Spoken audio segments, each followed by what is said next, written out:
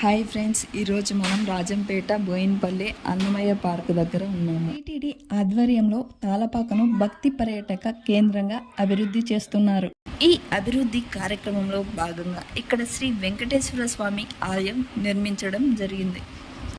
So ఇప్పుడు ఈ వీడియోలో మన ఆలయాన్ని ఎంత అందంగా నిర్మించారో చూడవచ్చు. శ్రీమన్ అన్నమాచార్య జన్మస్థలం అయిన తాళపాక గ్రామం ప్రవేశం దగ్గర 108 అడుగుల విగ్రహం నిర్మించబడినది.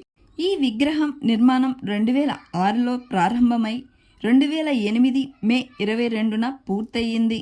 ఇది రాయి మరియు లోహ మిశ్రమంతో దృఢంగా నిర్మించడం జరిగింది.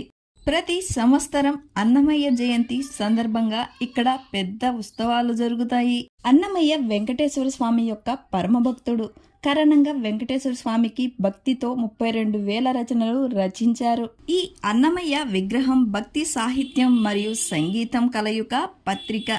ఇది తెలుగు జాతి భక్తికి సంస్కృతికి నిలువెత్తు చిహ్నంగా తాళపాకలో వెలిసి వేలాది భక్తులను ఆకర్షిస్తుంది.